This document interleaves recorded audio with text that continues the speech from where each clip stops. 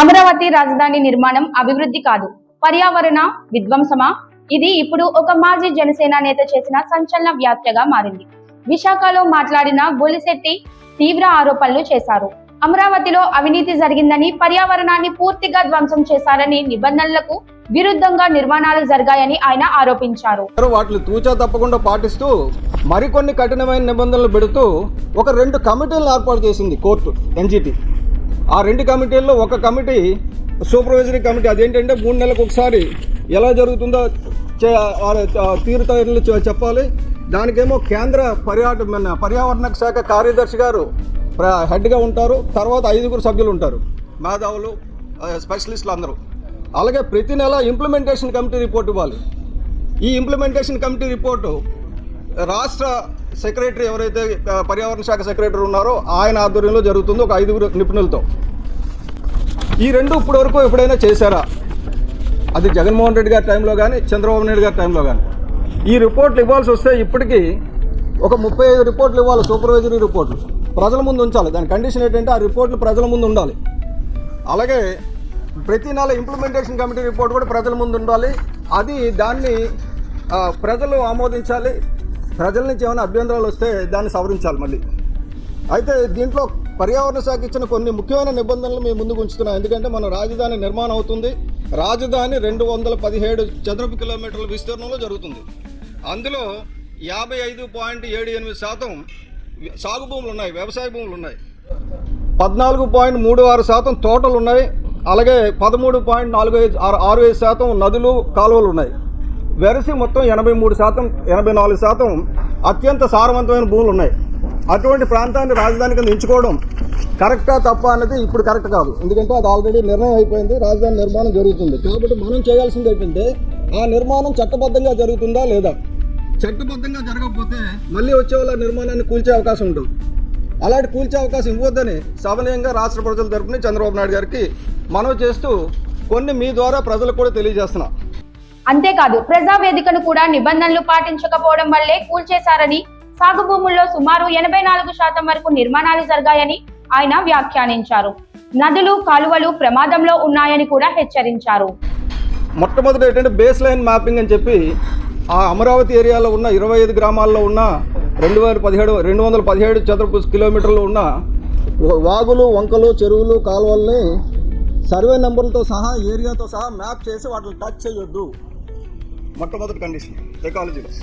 తర్వాత ఇంకోటి ఏంటంటే బ్లూ గ్రీన్ ఇన్ఫ్రాస్ట్రక్చర్ అని చెప్పి నదికి సమాంతరంగా 2 నుంచి 3 కిలోమీటర్ల వరకు ఏ రకమైన డెవలప్మెంట్స్ చేయకూడదు. 2 నుంచి 3 కిలోమీటర్లు నది నుంచి. నది అంటే ఎక్కడ వస్తుందండి? High flood line. ఆ బండి కాదు, బండి దాటి వస్తుంది. అక్కడి నుంచి 3 కిలోమీటర్ల వరకు ఏం కట్టకూడదు, అంటే జరీబు భూములు టచ్ చేయకూడదు. అలాగే పట్టణ వ్యవసాయాన్ని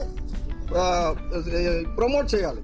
పర్యావరణ సమతుల్యత కాపాడడానికి రాజధానిలో పెద్ద ఎత్తున అర్బన్ అగ్రికల్చర్ను ప్రోత్సహించాలి. సారవంతమైన బహుళ పంటల భూములను కాపాడడం ద్వారా ఆ ప్రాంతాన్ని ఒక జీవకళ ఉన్న నగరంగా అభివృద్ధి చేయాలి.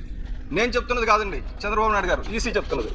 అంటే చాలామంది ఇప్పుడు ఏమంటే టీడీపీ వాళ్ళకి ఎలా ఉంటుందంటే, ఈయన ఏదో వైసీపీ ఏజెంట్ ఇప్పుడు వచ్చి మాట్లాడుతున్నాడు. నేను ఇప్పుడు మాట్లాడాలా, కడుతున్నప్పుడు మాట్లాడా. కాబట్టి వైసీపీ నాయకులకి ఏంటంటే వాళ్ళ అధికారంలోకి వచ్చిన తర్వాత ఏమీ చేయలేదు కానీ చెడగొట్టారు. కాబట్టి నేను వైసీపీని కూడా దిగబడుతున్నా. ఇక్కడ నేను ఏ పార్టీ మనిషిని కాదు. కాబట్టి అదొకటి గుర్తుపెట్టుకోవాలి. ఆ బఫర్ జోన్ ఏదైతే ఉందో 100 మీటర్స్ చేయాలి. కొండవీటి వాగు, అలాంటి పాలవాగు, అటువంటి వాగులు 14 వాగులకి ఇరువైపులా 30 మీటర్లు బఫర్ జోన్ ఉండాలి. అక్కడ మొక్కలు మాత్రం పెంచాలి. ఇలా కొనసాగితే భవిష్యత్తులో మళ్ళీ కూల్చివేతల పరిస్థితి రావచ్చని ఆయన అన్నారు. ఇప్పుడు అసలు చర్చ ఇదే. అభివృద్ధి కోసం రాజధాని అవసరమా లేక పర్యావరణాన్ని కాపాడాలా అన్నది. నిపుణుల అభిప్రాయం ప్రకారం అభివృద్ధి మరియు పర్యావరణం మధ్య సమతుల్యం లేకపోతే ఏ పెద్ద ప్రాజెక్ట్ అయినా ప్రమాదంలో పడే అవకాశం ఉంటుంది. అమరావతి భవిష్యత్ ఇప్పుడు కీలక నిర్ణయ దశలో ఉంది. మీ అభిప్రాయం ఏమిటి? కామెంట్ చేయండి. కాబట్టి మీ ద్వారా నేను రిక్వెస్ట్ చేస్తున్నది ఏంటంటే, ఈ ప్రభుత్వాన్ని ఈ రిపోర్ట్స్ అన్నీ అధికారికంగా ప్రజల ముందు ఉంచండి. అలాగే ఇప్పటివరకు ఏమైనా అవకతవకలు జరుగుంటే వాటిని ఇంకా ఆపేయండి. ఆపేసి ఇక మీద కట్టేది ఏదైనా సరే భవిష్యత్తులో ఎవరు వచ్చినా కూల్చడానికి వీళ్ళేంది కట్టదు. అంతేగాని మీరు వచ్చి కట్టడం, వాళ్ళు వచ్చి కూల్చడం.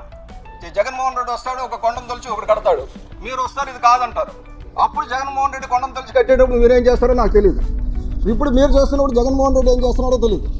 మీరు తప్పులు చేస్తున్నప్పుడు జగన్మోహన్ రెడ్డి చూస్తూ కూర్చుంటారు. జగన్మోహన్ రెడ్డి చంద్రబాబు నాయుడు గారు కానీ జగన్మోహన్ రెడ్డి గారు కానీ ఇద్దరినే నేను దుయ్యబడుతున్నా ఈరోజు. అలాగే చంద్రబాబు నాయుడు గారికి కానీ పవన్ కళ్యాణ్ గారికి కానీ జగన్మోహన్ రెడ్డి గారికి కానీ నా సూచన ఏంటంటే భవిష్యత్తులో ఈ రెండు మీరు తూచా తప్పకుండా పాటించాలి. ఒకటి, కాలుష్యాన్ని తరిమికొట్టడం.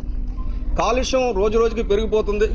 మనం పీల్చడానికి ఊపిరి లేకపోతే, సరైన సారవంతమైన భూమి లేకపోతే మీ డబ్బు ఉండి తగలెట్టుకోవడానికి కూడా పనిచేయదు.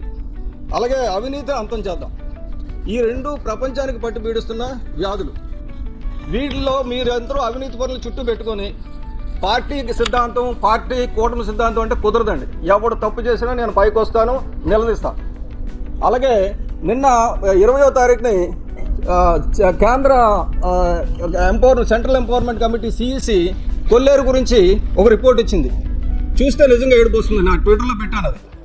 అంటే ఈ ప్రభుత్వానికి చిత్తశుద్ధి లేదు. 2006 తర్వాత ఆపరేషన్ కొల్లేరు ఆపేసి కొల్లేరుని విధ్వంసం చేస్తున్నారు అని చెప్పేసి మన ప్రభుత్వం మీద ఎన్నిసార్లు ఇచ్చినా సరే ఈ ప్రభుత్వం స్పందించడం లేదని ఇప్పుడున్న ప్రభుత్వం మీద CEC ఎండగడుతూ ఆ రిపోర్ట్ పంపించింది. ఆ రిపోర్ట్ కాపీ కూడా మీకు ప్రజలకు ఇస్తా. ఆల్రెడీ పెట్టాను నిన్న ట్విట్టర్లో.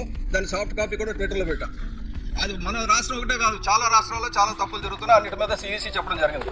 నాకు ఒక బాధ ఏంటంటే ఒక 85 ఏళ్ళ వృద్ధుడు మృత్యుంజయరావు అని చెప్పి కాకినాడలో ఆయన కంటెంప్ట్ పిటిషన్ వేశాడు.